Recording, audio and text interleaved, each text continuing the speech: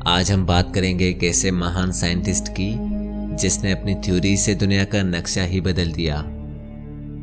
Albert Einstein, जिसे आज लोग जीनियस, इमेजिनेटिव, ब्रेनी और भी बहुत नामों से याद करते हैं। इवन के पूरी दुनिया में 14 मार्च का दिन जीनियस डे के नाम से याद किया जाता है। इस वीडियो में आप महान वैज्ञानिक अल्बर्ट आइंस्टाइन के अकॉर्डिंग 15 ऐसी बातें जानोगे जो आपको वाकई में हैरान कर देंगी, तो वीडियो को आखिर तक जरूर देखना। नंबर 15, 8 जनवरी 1642 को great scientist Galileo the Galilei की मौत हुई थी और उसी साल सर आइजैक न्यूटन का जन्म हुआ था। और जिस साल ग्रेट साइंटिस्ट जेम्स मैक्सवेल की मौत हुई थी उसी साल अल्बर्ट आइंस्टाइन का जन्म हुआ था। नंबर 14, 18 अप्रैल 1955 में जब अल्बर्ट आइंस्टाइन अपने जिंदगी की आखिरी सांसें ले रहे थे, तब उसने अपने मौत से कुछ ही सेकंड्स पहले अपने कुछ आखिरी अल्फाज कहे थे जो जर्मन जुबान में थे। और बदकिस्मती से जो आदमी उस वक्त वहां पर मौजूद था वो जर्मन जुबान नहीं जानता था, और यूं आइंस्टाइन के आखिरी अल्फाज हमेशा के लिए राज बनकर दफन हो गए। नंबर 13, भले ही अल्बर्ट आइंस्टाइन एक अच्छे साइंटिस्ट थे, पर उसके बावजूद भी उनकी याददाश्त बहुत कमजोर थी। वो नाम, तारीखें और नंबर्स भूल जाते थे। इवन के कभी कभी उनको अपने घर का पता भी याद नहीं रहता था। एक बार अल्बर्ट आइंस्टाइन ट्रेन से कहीं जा रहे थे और तभी कंडक्टर सब लोगों की टिकट चेक करने लगा। ये देखकर अल्बर्ट आइंस्टाइन भी अपनी जेब में टिकट ढूंढने लगे।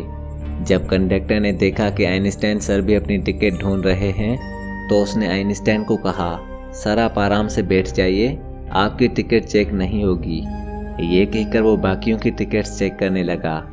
जब सभी की टिकट चेक हो गई तो कंडक्टर ने देखा कि आइंस्टाइन अब भी अपनी सीट के नीचे टिकट ढूंढ रहे हैं। तो कंडक्टर आइंस्टाइन के पास आया और कहने लगा, सर भले ही आपकी टिकट गुम हो गई हो, पर मैं आपको जानता हूँ, आपने टिकट ज़रूर खरीदी होगी और आप बिना टिकट के सफ़र कर सकते हैं। ये सुनकर आइंस्टाइन ने कहा, वो सब तो ठीक है, लेकिन बिना टिकट के मुझे पता कैसे चलेगा कि मुझे आखिर जाना कहाँ है। नंबर 12, अल्बर्ट आइंस्टाइन के याददाश्त से जुड़ा एक और वाकया बहुत मशहूर है। एक बार एक रिपोर्टर अल्बर्ट आइंस्टाइन का इंटरव्यू ले रहे थे।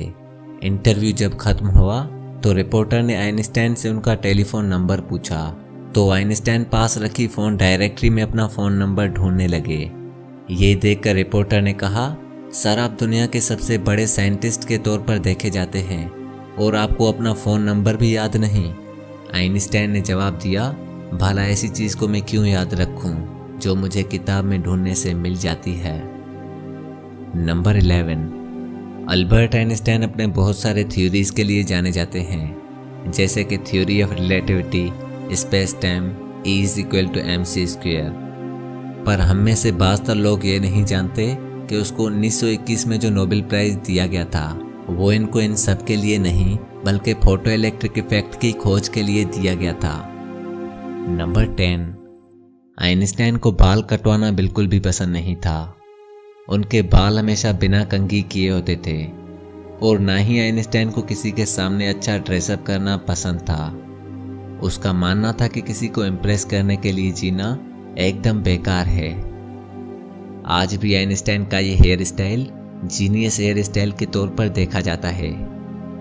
नंबर 9, ये जो फोटो आप देख रहे हैं ये उस वक्त की है जब आइंस्टाइन जर्मनी से फरार होने में कामयाब हो गया था।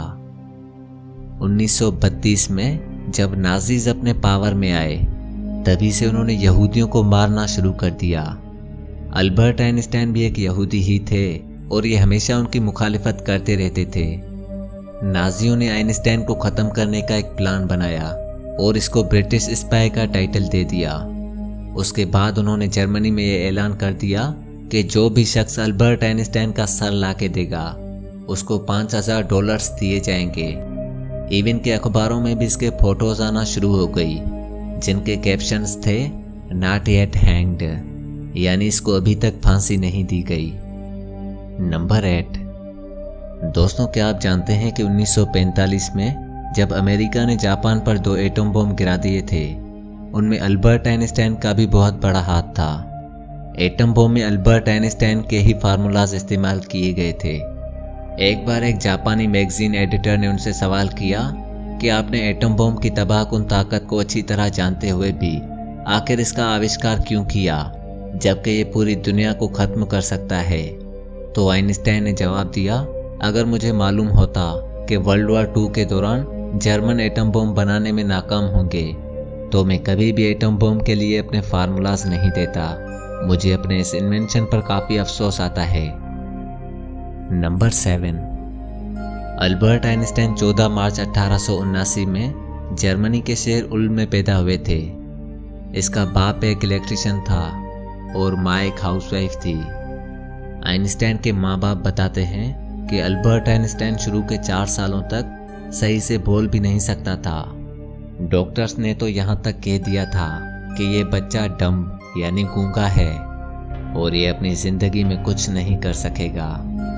फिर एक दिन अल्बर्ट आइंस्टाइन अपनी फैमिली के साथ खाना खा रहे थे और तभी उसने कुछ अल्फाज कहे, सूप कितना गर्म है। ये इसके ज़िंदगी के पहले अल्फाज थे।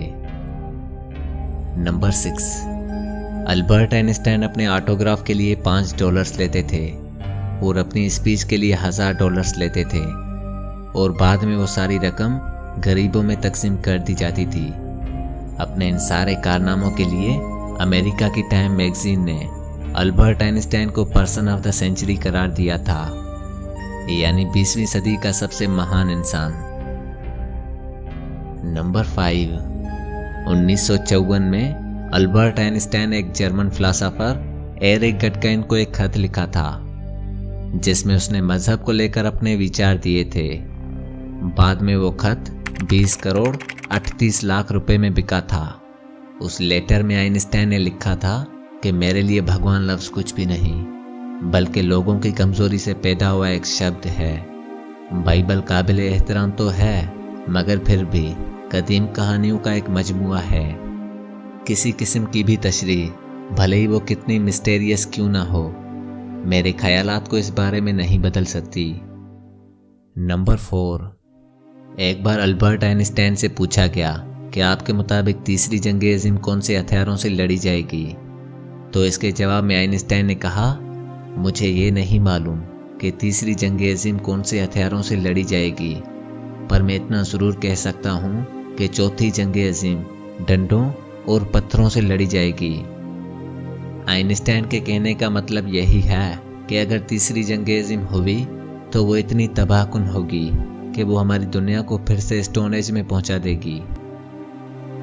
नंबर 3। ये जो तस्वीर आप देख रहे हैं ये 1951 में ली गई थी जब आइंस्टाइन अपने 72वें जन्मदिन पर प्रिंसटन यूनिवर्सिटी जा रहे थे और उस वक्त आर्थर नामा एक फोटोग्राफर आइंस्टाइन को मुस्कुराने के लिए कह रहा था, पर आइंस्टाइन इससे पहले बहुत फोटोग्राफर्स के लिए ऐसा कर चुके थे। इसीलिए इसने इस फोटो में कुछ अलग करने का सोचा और अपनी जीभ बाहर निकाल दी। बाद में ये फोटो 80 लाख रुपए में बिकी थी। नंबर 2। 1952 में जब इसराइल के पहले प्रेसिडेंट चैम वेज़मैन की मौत हुई तो उस वक्त इसराइलिटीज़ के दौरान अल्बर्ट आइंस्टाइन को प्रेसिडेंट बनने की ऑफर की गई, पर आइंस्टाइन ने साफ साफ मना कर दिया और कहा कि वो फितरी अहलियत और लोगों के साथ मुनासिब तरीके से निपटने की सलाहियत नहीं रखते। इसके अलावा वो साइंस के लिए बने हैं, ना ही पॉलिटिक्स के लिए। नंबर 1। 18 अप्रैल 1955 में जब अल्बर्ट आइंस्टाइन की मृत्यु हुई तो उस वक्त डॉक्टर थॉमस हार्वे नामा शख्स ने आइंस्टाइन का दिमाग निकाल दिया और कहीं फरार हो गए। बाद में उसको इस हरकत पर सज़ा भी दी गई थी, लेकिन उसने ये कह दिया था कि ये सब उसने सिर्फ रिसर्च के लिए किया है ताकि इससे साइंस और साइंटिस्ट दोनों को फ़ायदा हो सके। उसके बाद इसको इजाज़त दे दी गई और तब से लेकर आज तक अल्बर्ट आइंस्टाइन के माइंड पर रिसर्च चल रही है। आज अल्बर्ट आइंस्टाइन को मरे 60 साल से भी ज़्यादा वक्त हो चुका है, पर आज भी उनका दिमाग कई टुकड़ों के तौर पर फिलाडेल्फिया के एक म्यूजियम में महफूज पड़ा है।